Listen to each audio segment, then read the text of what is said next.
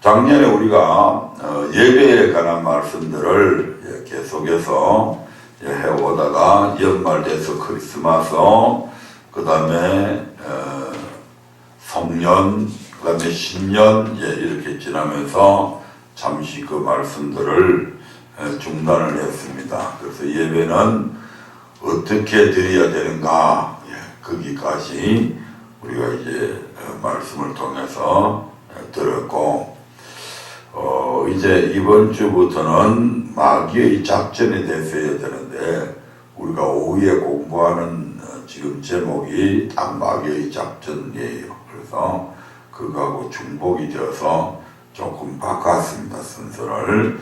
그래서 오늘부터는 가인과 아벨의 제사에 대해서 이제 몇 주가 될지 생각 3주 이상은 아마 될 것 같아요. 그래서 가인과 아벨의 제사에 대해서 말씀을 듣도록 하겠습니다. 제사라고 하는 말은 오늘날에 있어서는 예배 드리는 거죠. 얼마 전에 그 부산의 행인네가 아버지, 어머니 뭐 제사를 모시고 있다고, 살아생전에는 한 번도 뭐 장남은 아니지만 그것도 차남으로서 모시고 한 번이라도 살아봤어야 되는데 한 번도 그렇게 해보지 못하고, 그게 아마 좀 후회도 되기도 하고, 그래서 제사는 자기들이 모시겠다고 그래서 가져갔어요. 난 뭐 오늘 아예 신앙생활 하니까 제사 지내는 거 그렇게 아예 하지 않지만, 그러면서 이제 제사를 나한테는 이제 또 목사라고 그런지 얘기를 못하고 동생네 보고 목사를 제사를 가져가라고, 그렇게 내가 도저히 제사 드릴 형편이 못 되니까 제사를 가져가라고 그랬대요. 지난번에 재수씨가 좀 가져가면 안 되냐고 우리 보고 이야기하길래, 걱정하지 뭐 그 가져가는 게 뭔데, 제사를 가져가는 게 뭔데, 그 제사 가져가면 뭘 사진만 가져가면 그게 제사 가져가는 건지, 뭘 가져가는 게 제사 가져가는 건지 모르지만 하여튼 가져가라고 그러면 내가 가져오겠다고, 가져와가지고 뭐 시니 같은 거 이런 거 뭐 있으면 내가 싸그리 불을 질러버릴 테니까 그냥 가져오라고. 또 자기들이 그렇게 버리려고 하면 두려움이 생기잖아요. 혹시 죽은 아버지 귀신이 나타나가지고 해코지할까 싶어서, 그래서 내가 그냥 가져오라고. 그 뭐 신이건 뭐 이건 내가 이 마귀 새끼야, 어디 타락된 하나님께 영광 돌려야 될 녀석이 하나님께 영광 안 돌리고 하나님께 버림받아가지고 어디 지금도 하나님처럼 제사 받으려고 하냐고. 마귀는 지금도 자기가 하나님의 영광을 받으려고 합니다. 제사를 받는다고 하는 것은 영광을 받는 거잖아요. 이렇게 무엇으로 내가 마귀다 해갖고 영광을 돌리라고 그러면 아무도 영광 안 돌리잖아요. 그러니까 누구로? 조상신으로 위장해가지고 영광을 받는 거예요. 지가 조상신도 아니면서. 그래서 많은 사람들이 속아가지고 사람이 죽으면 귀신이 돼가지고, 그래서 뭐 제삿날이 되면 밥 먹으러 온다고 이래가지고 속아가지고 그 오면 그냥 자기 아버지 귀신이 그냥 나타나, 어머니 귀신이 그냥 죽은 귀신이 나타난 줄 알고 그 앞에 엎드려 경배하고 절하고 그래 하잖아요. 아멘. 그 절 누가 받는다고? 마귀 새끼가 받는 거요. 이 얼마나 좋으면 하나님 앞에 그 영광을 뺏으려 하다가 쫓겨나고 나서도 아직도 정신을 못 차리고 자기가 영광 받으려고 하는 놈이 그 마귀요.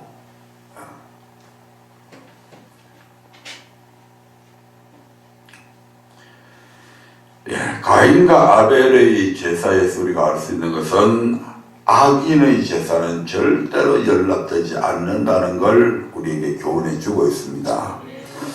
하나님께서 우리를 창조하신 목적, 곧 우리가 죄에서 구원받은 목적은 하나님께 예배드리기 위함입니다.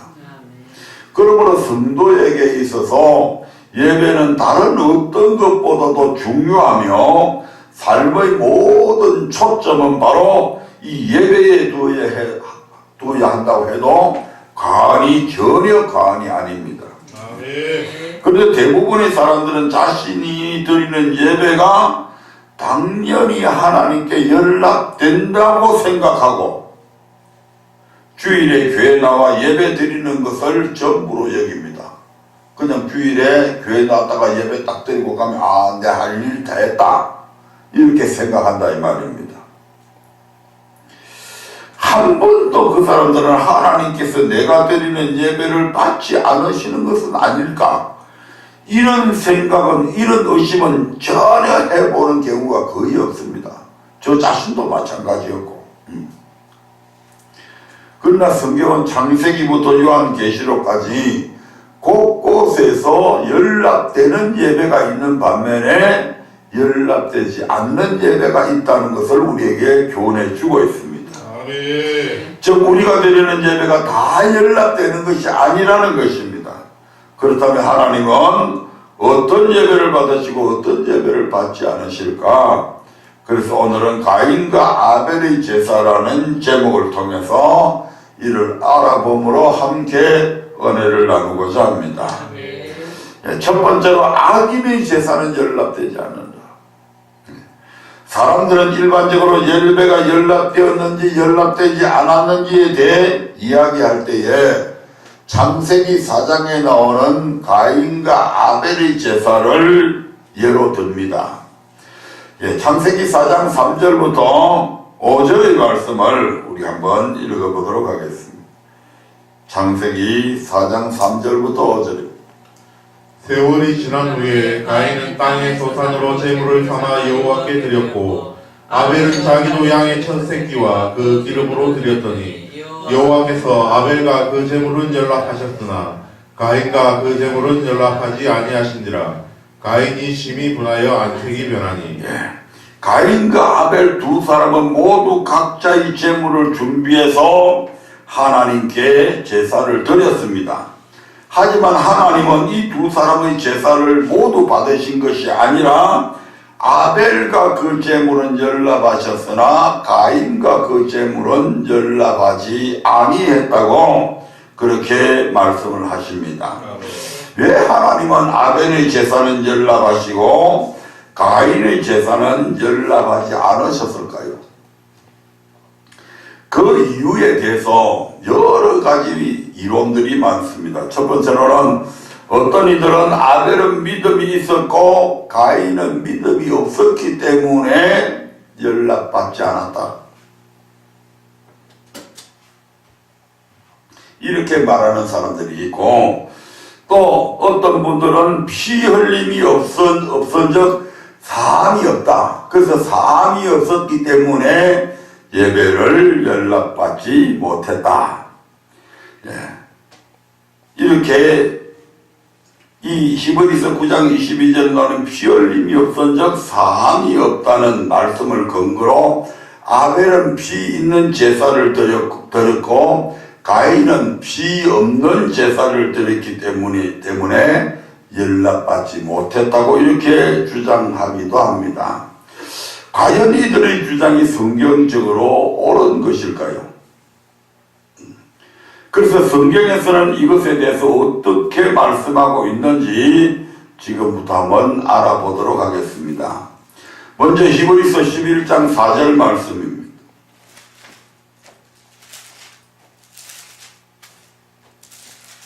히브리서 11장 4절에 이렇게 기록이 되어져 있죠.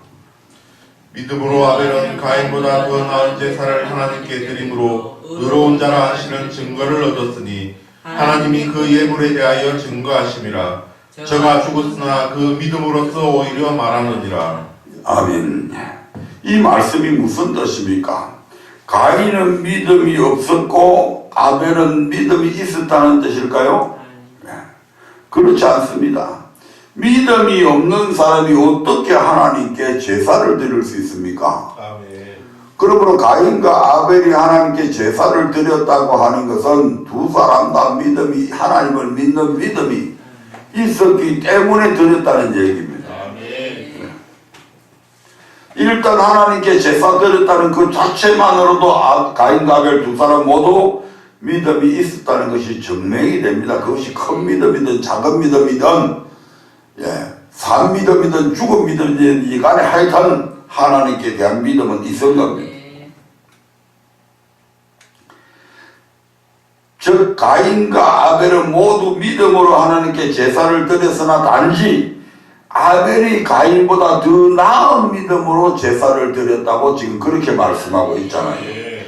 그러므로 가인이 믿음이 없었기 때문에 그의 제사가 연락되지 않았다는 일반적인 견해는 성경적으로 맞지 않습니다. 두 번째 또 그렇다면 가인의 제사가 피로 드린 제사가 아니었기 때문에 하나님께 연락되지 않았다는 주장은 옳은 것일까요? 이 말이 옳다면 피로 드린 모든 제사가 연락되었다는 것을 성경에서 확인할 수 있어야 됩니다. 그러나 성경은 오히려 피로 드린 제사라 할지라도 연락되지 않을 때가 있다고 말씀을 합니다.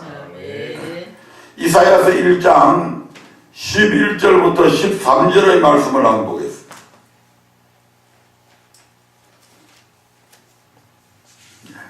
같이 읽어봅니다. 이사야서 1장 11절부터 13절입니다. 여호와께서 말씀하시되 너희의 무수한 재물이 내게 무엇이 유익하뇨? 나는 수양의 번제와 살찐 짐승의 기름에 배불렀고 나는 수송아지나 어린 양이나 수염소의 피를 기뻐하지 아니하노라. 너희가 내 앞에 보이러 오니 그것을 누가 너희에게 요구하였느뇨? 내 마당만 밟을 뿐이니라. 헛된 재물을 다시 가져오지 말라. 분양은 나의 가증이 여기는 바요. 월삭과 안식일과 대회로 모이는 것도 그러하니 성회와 아울러 악을 행하는 것을 내가 견디지 못하겠노라. 이 말씀을 보면 이스라엘 백성은 지금 하나님께 제사를 드리는데 하나님께서 명하신 규례대로 정확하게 지금 흠 있는 제물이 아니죠. 살찐 짐승과 기름진 이런 짐승으로 하나님 앞에 분명히 드렸습니다. 돼지를 드린 것도 아니고 분명히 하나님께서 명하신 소나 양이나 염소나 이런 구별된 이런 가축들을 가지고 분명히 제사를 드렸다 이 말입니다. 그런데 하나님은 어떻게 말씀하십니까? 그들이 드린 무수한 재물 수송아지나 어린 양이나 순염소의 피를 기뻐하지 않는다고 말씀하시며 오히려 그것은 하나님께 유익되지 못한 헛된 재물이니 다시는 가져오지 말라고 지금 그렇게 말씀하시잖아요. 하나님께서 왜 이렇게 말씀하셨을까? 계속되는 말씀에서 그 답을 찾을 수가 있습니다. 13절부터 15절의 말씀을 한번 보겠습니다. 헛된 재물을 다시 가져오지 말라. 분양은 나의 가증이 여기는 바요. 월삭과 대회로 모이는 것도 그러하니 성회와 아울러 악을 행하는 것을 내가 견디지 못하겠노라.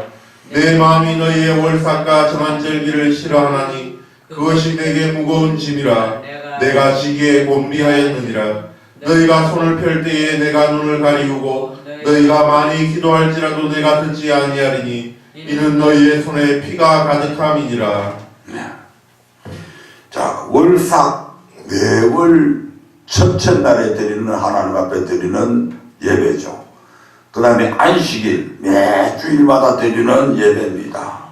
또 대회, 예를 들어서 이스라엘 전체 총회가 모이든지 이렇게 할 때 그것도 거룩한 모임이죠. 그래서 이런 모든 모임이 뭐다? 서계다. 거룩한 모임입니다. 하나님께서 인정하셨는데 이 거룩한 모임이다 이 말입니다. 주일날 하나님 앞에 나와서 예배 드리는 거 이건 거룩한 모임이다. 아멘. 아멘. 아멘. 예, 그런데 문제가 뭡니까? 하나님은 사람들이 성애와 아울러 무엇을 행했다고? 악을 행하는 것을 견디지 못하겠다고 그렇게 말씀하십니다. 손에 피가 가득한 채로 기도하기 때문에 그들의 기도를 듣지 않으시겠다고 말씀하십니다. 손에 피가 가득하다고 한 말은 한마디로 삶이 악하다는 것입니다. 아멘. 이처럼 이스라엘 백성이 악을 행했으면 악에서 돌이켜야 되는데 돌이키지 않고 그 모습 그대로를 가지고 제사를 드렸기 때문에 하나님께서 그들이 드린 무수한 피의 제사를 받지 않으셨다 이 말입니다. 아멘. 아무리 제물 자체에는 지금 흠결이 전혀 없잖아요. 그런데 무엇에 흠이 있는 겁니까? 삶의 흠이 있잖아요. 지금 제물에는 흠이 없어.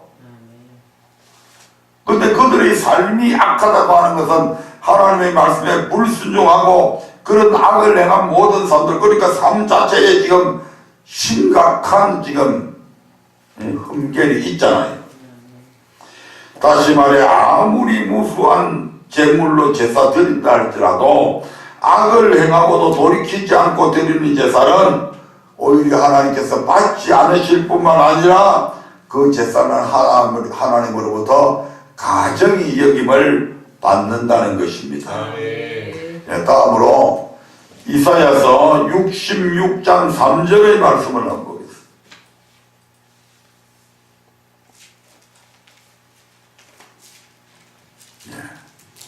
이사야서 66장 3절. 요새 김위원 집사 성경 보는 속도가 영걸인데 성경을 잘 안 보나 보네. 같이 읽어봅니다.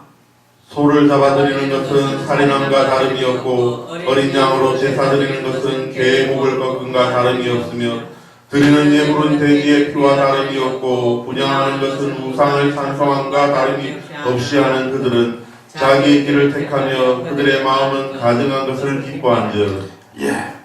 여기서도 이스라엘 백성은 하나님께서 명하신 대로 소나 어린 양을 잡아 분명히 그 피로 제사를 드렸습니다.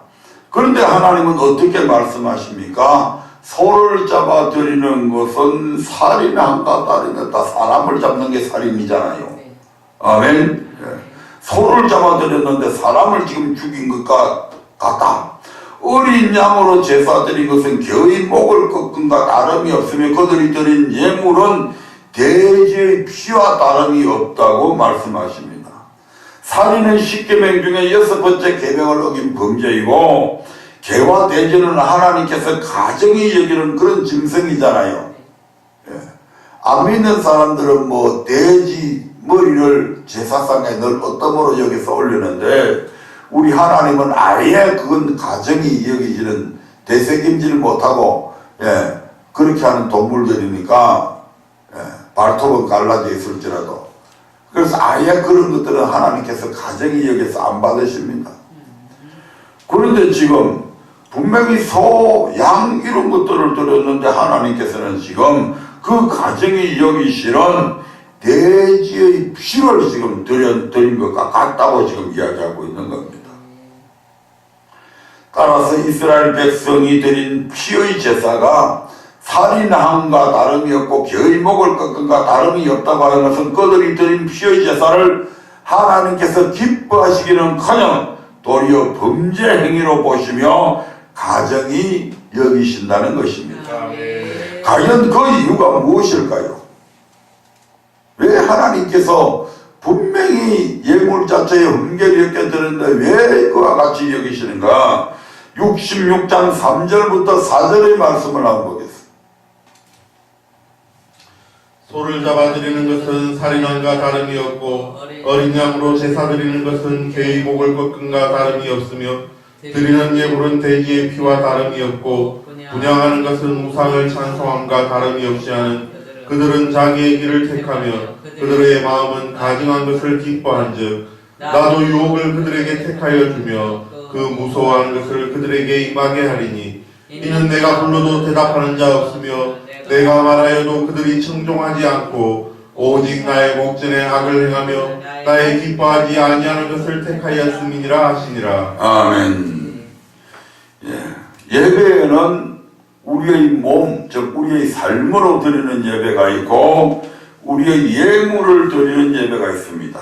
그런데 우리의 몸, 즉 삶도 우리의 예물도 하나님께서 명하시는 대로 드리는 것이 예배입니다. 아멘. 그런데 그들은 하나님의 말씀에 순종하지 않고 자기 마음대로 살아가면서 악을 행하고 하나님이 기뻐하지 않는 것을 택하였다는 것입니다. 아멘. 하나님이 이렇게 해라 그러면 이 사람들은 그것보다는 요게 더 지혜로워 보여, 요게 더 옳아 보여. 그래서 이렇게 하는 거예요. 하나님이 부모를 공경하라고 그랬는데 부모님한테 드릴 돈을 하나님 앞에 드렸기 때문에 안 줘도 된다 이렇게 가르쳤다 이 말입니다. 또 그렇게 행동했고. 아멘. 그래서 하나님은 그들이 드리는 제사를 가증히 여기시고 지금 받지 않으시는 것입니다. 아무리 우리의 생각에 옳아 보여도 하나님이 명하시는 대로 우리는 예배 드려야 된다. 우리는 성경에서 그런 예들을 무수히 보잖아요. 분명히 하나님께서 명하셨는데 자기들 생각에 아론의 두 아들이 하나님께서 명하신 번제단의 불을 가지고 분향을 해야 되는데 다른 불을 가지고 붙이다가 하나님께서 그 자리에서 죽여버리잖아요. 우사가 하나님의 궤를 지금 다윗성으로 옮기려고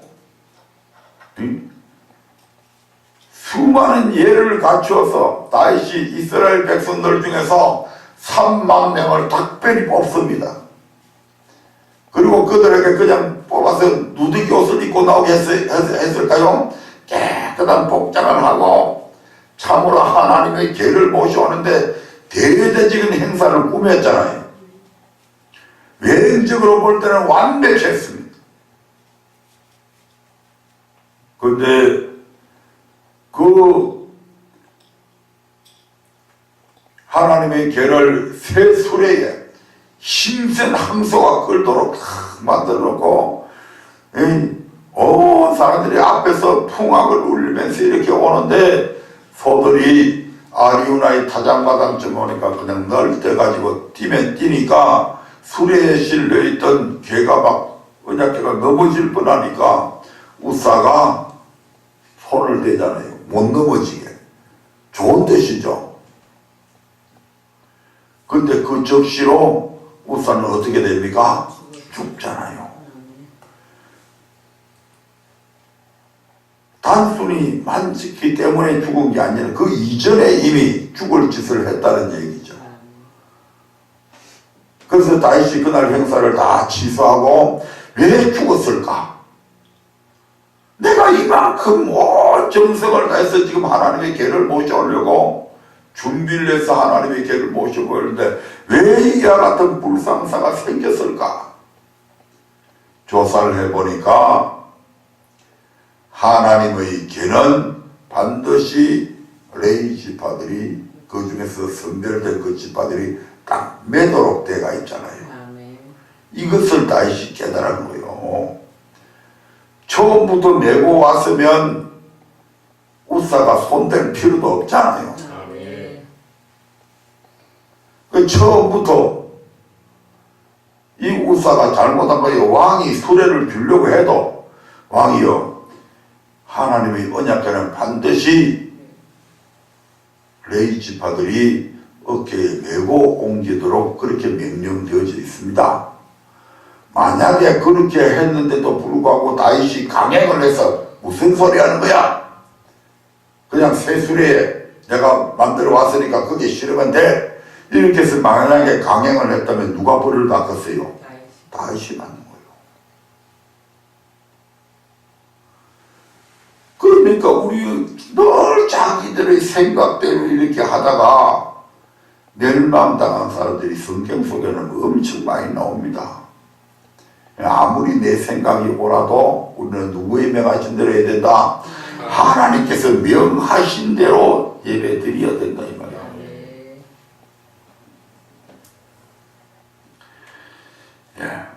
이 말씀에서도 그래서 역시 하나님은 이스라엘 백성의 절기를 미워하여 그들의 성회를 기뻐하지 않는다고 지금 말씀하시잖아요.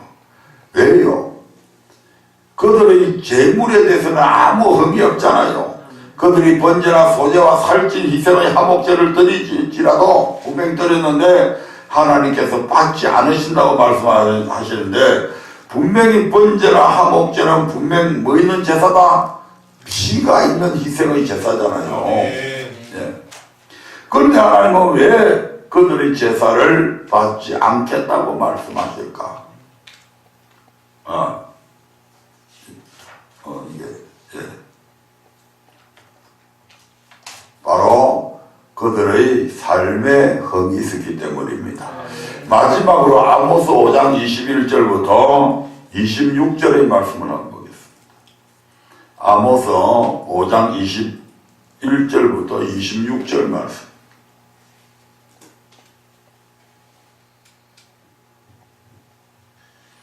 내가 너희 절기를 미워하며 멸시하며 너희 성회들을 기뻐하지 아니하나니 너희가 내게 번제나 소제를 드릴지라도 내가 받지 아니할 것이요 너희 살찐 희생의 화목제도 내가 돌아보지 아니하리라.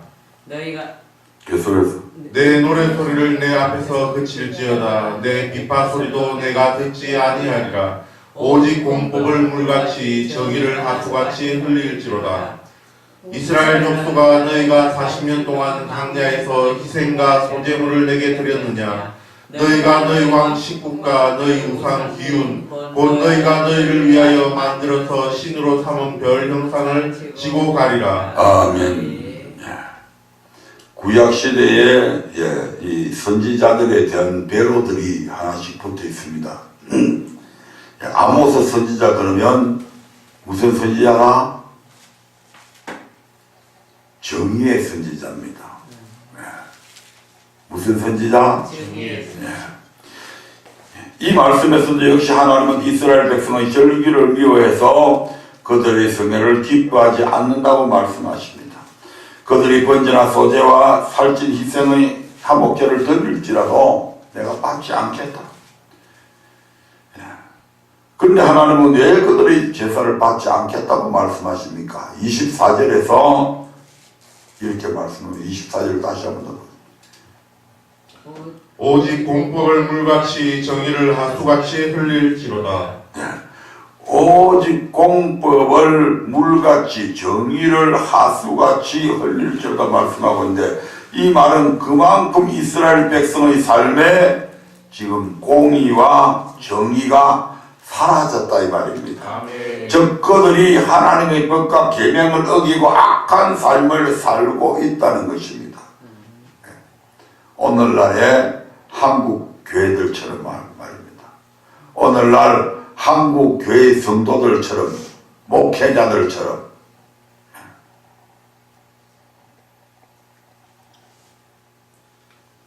완전 썩어 있잖아요. 좌파 정부가 그냥 들어선 게 아닙니다. 나라가 위기다 지금 모든 사람들이 거의 대부분이 지금 쉽게 믿는 사람들은 위기라고 다 얘기하잖아요. 심지어 대통령 표 찍었던 사람들조차도 저러면 안 되는데 하는 그런 우려의 소리를 합니다.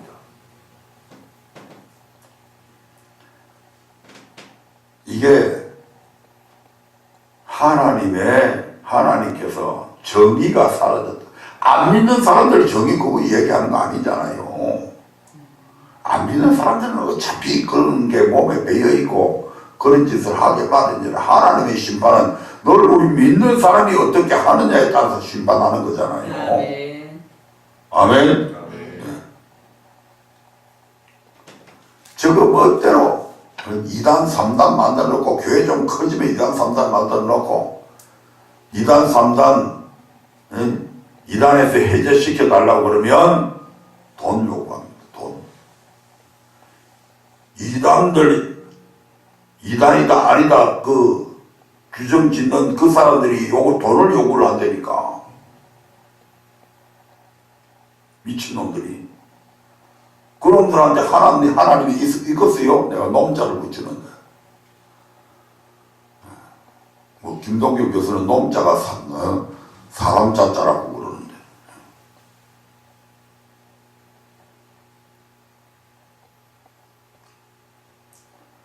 이단을 해제해주는 조건으로 돈을 요구를 한다니까.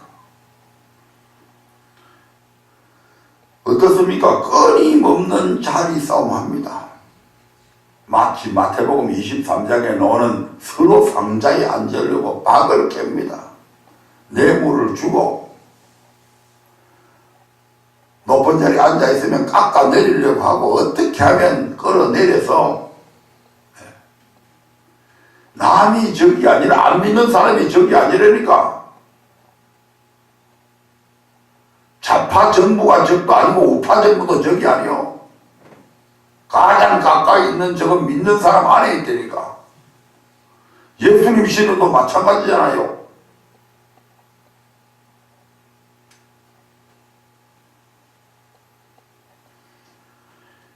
그래서 만 뜨면 새로운 교단들이 계속 난립을 합니다.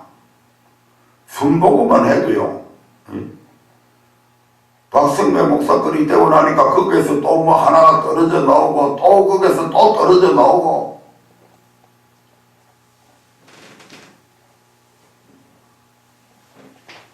장로고단 합동측에는 약 200개의 교단들이 난립이 되어 있잖아요.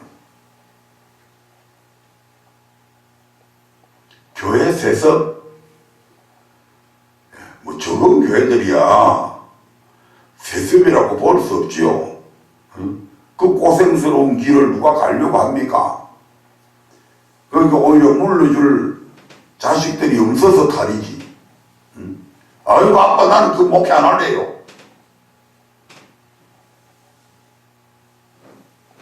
멀쩡한 목회 잘하고 있는데 왜 끌어다가 꼭 자기가 섬기던 그 큰 교회 목사 세워야 되냐고.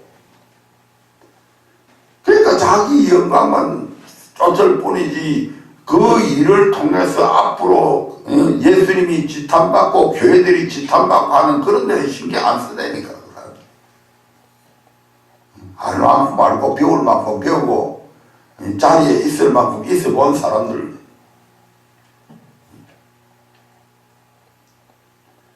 그렇게 쓰시는 분이 누굽니까? 크게 쓰시는 분도 하나님이시잖아요. 그 자식이 적은 교회에서 그렇게 열심히, 그것도 뭐 그런 적은 교회도 아니더만. 성도원에도 몇백 명 되면 그런 교회에서 열심히 하나님 앞에 기도하고 제대로 목회하면 하나님께서 키우시기도 하고 하나님께서 낳주시기도 하는데 그런 믿음이 그 목사님한테 있냐 이 말입니다. 그 존경받던 그런 목사들한테. 그럼 이때까지 한 설교, 이때까지 그 사람이 취해온 행동, 그런 건 윗선밖에 안 되잖아요. 그래서 사회의 지탄을 받고 수많은 목회자들이 평상시 때 존경을 받다가 은퇴할 때쯤 되니까 그냥 퇴직금이 적다 많다 이것 때문에 그냥 성도들로부터 존경심이 싹 사라져버리고 여태까지는 존경의 눈초리로 바라봤는데 우리 목사님이 저런 분이어서 이런 일들이 비일비재한 거 아닙니까? 대한민국에서 기독교만큼 가짜 박사가 많은 것도 없을 겁니다. 이거 어떻게 정부에서 한번 안 두드려 잡는지 모르겠어. 이런 것은 정부에서 두드려 잡아도 당당할 텐데.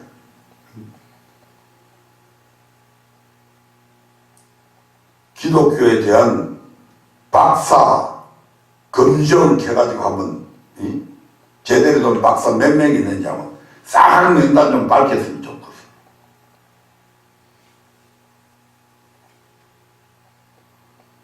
얼마나 가짜 박사가 판을 치는지. 돈 한 3, 400만 주면 그냥 박사하게 다 준다.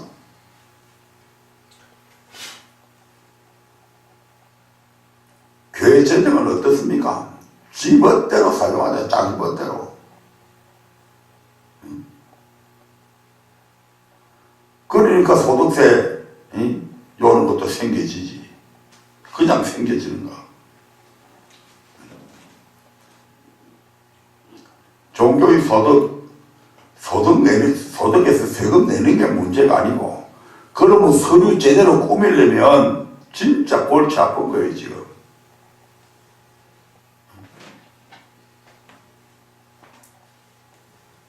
서류 못해서 목회 못해먹겠다는 소리 나오게 된다고. 일반 기업 지식으로 하면. 큰 교회는 모르겠지만, 적은 교회들은 목사가 전부 다 그거 일일이 다 해야 되는데, 일이 많건 적건 크건 적건 간에 서류 꾸미는 거는 똑같거든. 일반 직장 같으면 거기 한 사람 매달리 갖고 해야 돼.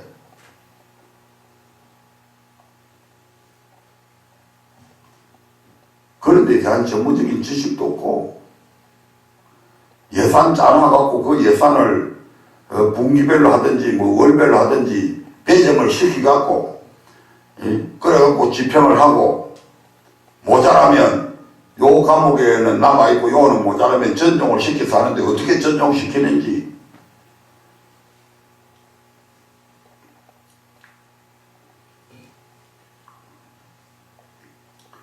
아모스 시대의 이스라엘이 바로 이런 모습이었다 이 말입니다. 아멘. 그러니까 하나님께서 그들이 살찐 짐승을 갖고 오고 재물에 아무 이상이 없었음에도 불구하고 하나님께서 그들의 예배를 받지 않으셨다 이 말입니다. 아멘. 그리고 25절에서는 그들의 열조 역시 강야 40년 동안 하나님께 희생과 소제물을 드렸으나 하나님께서 그 대부분을 받지 않으셨다고 말씀하셨는데, 그 이유는 이스라엘 백성이 자신들을 위하여 우상을 만들었기 때문이라고 그렇게 말씀하고 있습니다. 자신들이 뭔가 위로받고 자신들이 뭔가 복받아 보려고 하늘의 별들을 신으로 섬겼다 이 말입니다. 아멘. 이 말씀에서도 하나님께서 그들의 절기를 위해서 그들의 제사를 받지 않으신 것은 그들이 피의 제사를 드리지 않았기 때문이 아니라 그들의 삶이 약했기 때문이라고 말씀을 하고 있습니다. 이상한 이 말씀을 통해서 어떤 결론을 내릴 수 있을까요?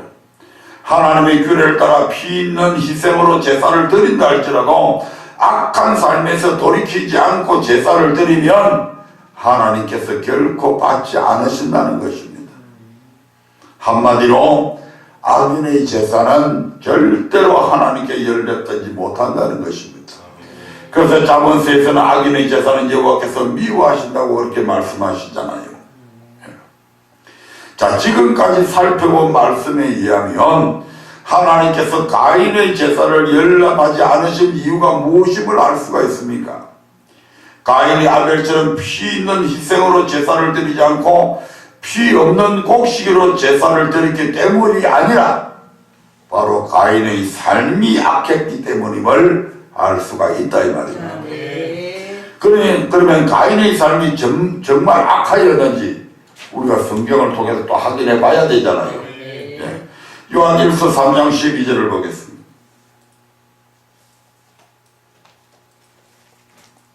요한일서 3장 12절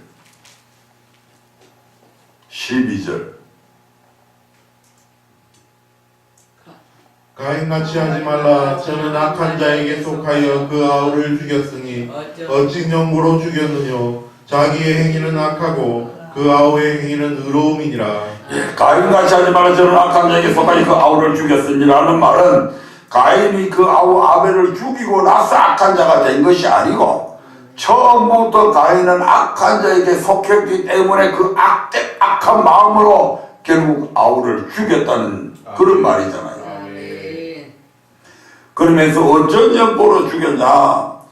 이는 자기의 행위는 악하고 그 아우의 행위는 의로움이니라 라는 말씀을 통해서 그는 가인의 행위가 평소부터 악하였음을 강조하고 있습니다. 따라서 가인같이 하지 말라는 것은 가인과 같이 악을 행하지 말라, 즉 가인처럼 악을 행하면 우리의 예배도 하나님께 연락되지 않는다고 하는 것을 경고해 주는 말씀입니다.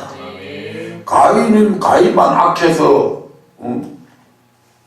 연락 안 받아주시고 우리는 악해도 연락 받아주시면 하나님이 불공평한 하나님이잖아요. 오늘날 많은 사람들이 잘못 알고 있는 거예요. 신약에서는 예수님의 사랑 때문에 자기들이 악한 삶을 살아도 예배 받아줄 줄로 착각하는 거예요. 그럼 하나님은 공평한 하나님 아니잖아요. 구약 시대에는 하나님이 막 그렇게 한다고 죽였지만 신약 시대는 사람의 하나님에서 안 죽인대. 그러면 공평하신 하나님 아니잖아요. 말은 노래는 공평하신 하나님 그 앵무새처럼 조잘거리면서 실질적으로는 공평하신 하나님을 부인하는 거예요. 그렇잖아요. 아멘. 그럼 우리 신약 시대에도 우리가 아무리 봉투를 깨끗한 봉투에 새 돈을 넣고 예물에 아무 흠이 없어도 우리의 삶이 악하면 우리 예배 안 받아주십니다. 네. 두 번째로 시간 다 돼가는데 빨리 가시고 두 번째로 신령과 진정으로 예배를 드려야 됩니다. 앞에 번에는 받지 않으신 연락 받지 않는 부분에 대해서 강조해서 말씀을 드리고 그럼 하나님은 어떤 예배를 연락해 준다 이 말입니다. 바로 어떤 예배를 연락해 준다? 신령과 진정으로 예배 드릴 때 연락해 준다. 로마서 12장 1절부터 2절의 말씀을 한번 보겠습니다. 로마서 12장 1절 2절입니다.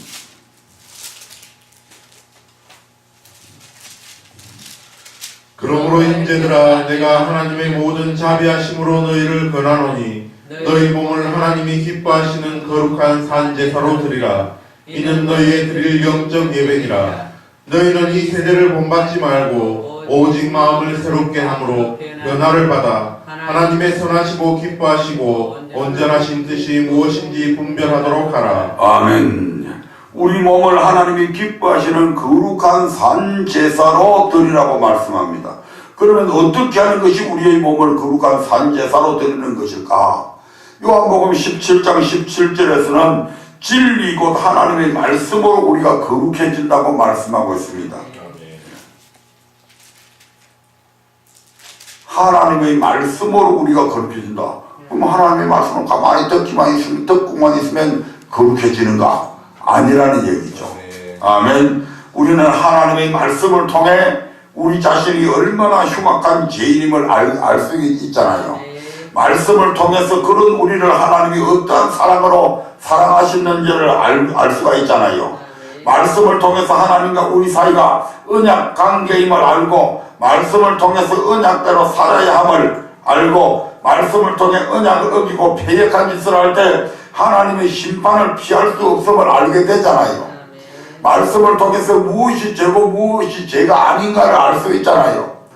말씀을 통해서 무엇이 하나님께 사랑받는 행동이고 무엇이 하나님께 미움받는 삶인가를 알 수 있잖아요. 그래서 말씀을 계속 보게 되면 그 말씀 속에서 아이고 이러다가 내가 지옥 가겠네, 이러다가는 내가 내한테 재앙이 임하겠네, 이렇게 하다가 내가 저주받겠네, 이렇게 되면 어떻게 돼요? 거기서 돌이키게 되죠. 그래서 거룩해진다 이 말입니다. 솔로몬이 못된 삶을 살다가 말씀을 가만히 들여다보니까 인생에 때가 있구나, 날 때가 있으면 죽을 때가 있고 죽은 후에는 심판이 있구나, 아이고 그러면 내가 이렇게 살면 안 되겠구나, 그렇게 해서 돌이키잖아요. 에녹이 65세까지는 지멋대로 살다가 머두셀라가 죽는 날 홍수로 물로 심판하신다는 걸 알고 돌이키잖아요. 그래서 하나님의 말씀 진리 곧 하나님의 말씀으로 거룩해진다 이 말입니다. 아멘. 이제 그 요한복음 17장 17절의 말씀이 이해가 되세요? 그냥 듣고만 있다고 거룩해지는 게 아니라 이 말입니다. 그 말씀을 들음을 통해서 우리가 죄가 무엇인지 심판이 있다고 하는 사실들을 깨닫게 되고 그렇게 해서 그런 잘못된 삶에서 돌이키게 되고 거룩한 삶을 그래서 추구하게 된다 이 말입니다. 그러므로 너희 몸을 거룩한 산제사로 드리라는 말씀은 우리의 몸을 하나님의 말씀에 복종시키고 그 삶으로 하나님께 제사 드리라고 하는 뜻이고, 이것이 곧 우리가 드려야 될 영적 예배라고 하는 것입니다. 다시 한번 로마서 12장 1절 2절을 같이 보겠습니다.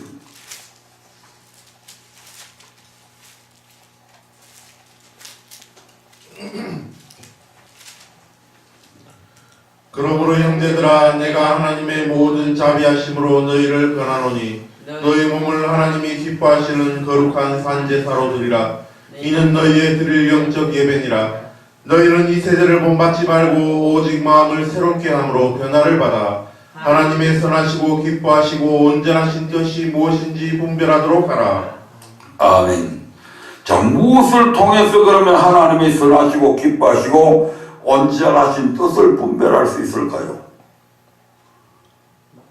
가만히 묵상하고 있으면 됩니까? 기도만 한다고 다 깨달아집니까? 아니라는 것이죠. 로마서 2장 18절에서 이렇게 말씀합니다.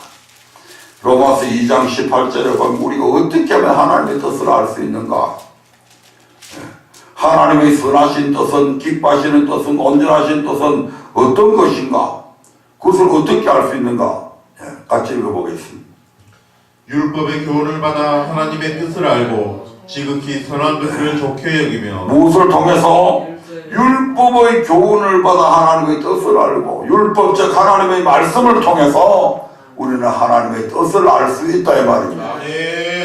우리의 말에는, 사람의 말에도, 사람의 그 말에는 사람의 생각, 사상, 감정, 의지 이런 것이 그 말 속에 다 들어가 있잖아요. 야, 너 그렇게 하면 안 돼. 그렇게 하면 그렇게 해서는 안 된다고 하는 강한 뜻이 거기에 들어가 있잖아요. 사랑하면, 사랑한다는 말 속에는 사랑하는 감정이 포함되어 있잖아요.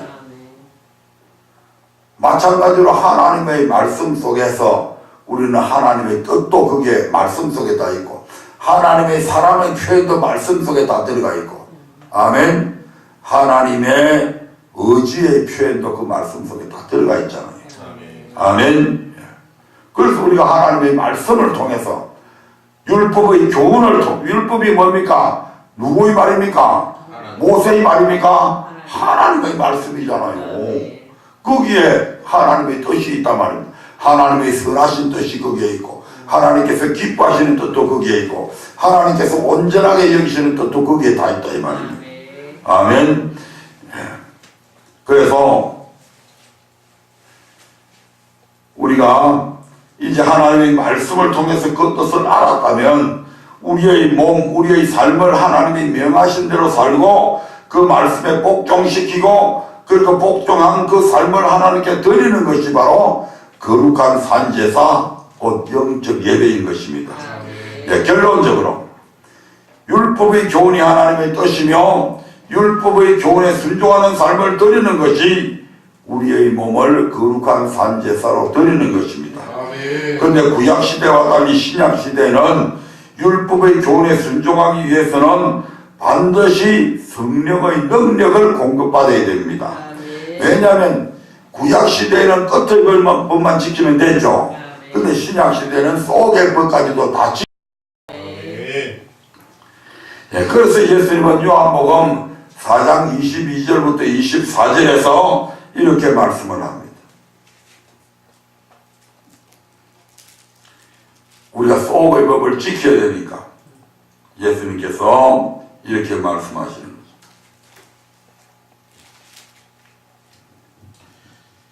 너희는 알지 못하는 것을 예배하고 우리는 아는 것을 예배하노니 이는 구원이 유대인에게서 남이니라. 아버지께 참으로 예배하는 자들은 신령과 진정으로 예배할 때가 오나니 곧 이때라. 아버지께서는 이렇게 자기에게 예배하는 자들을 찾으시느니라.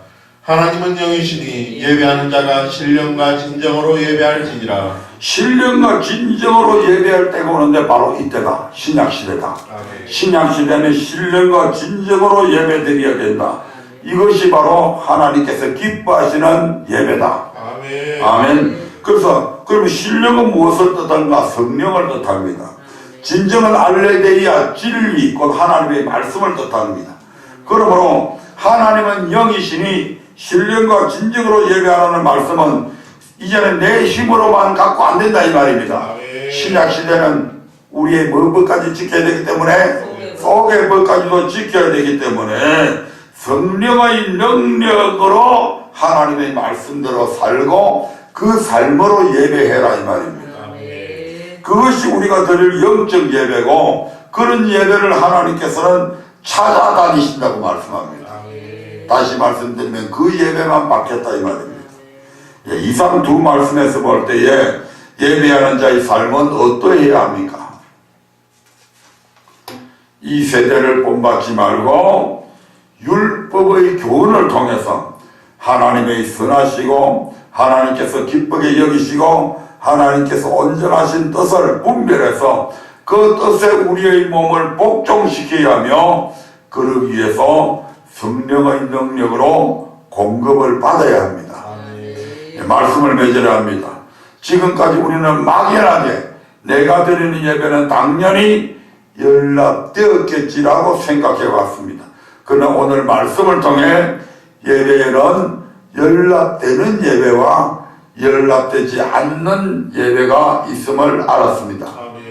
먼저 하나님은 그 행위가 아까 했던 가인의 예배를 통해서 연락하지 않은 예배를 연락하지 않으신 것처럼 우리 역시 악을 행하고 예배드리면 어떤 희생으로 드릴지라도 기뻐하지 않는다 이 말입니다. 천만금을 억만금을 가져도 하나님 안 받으십니다. 아멘. 그러므로 우리가 교회에 나와 가장 먼저 뭘 해야 된다? 내 삶을 돌아보고 회개부터 해야 된다 이 말입니다. 아멘. 김현집도 딱 교회 오면 맨 처음 하나님 앞에 뭐 해야 돼?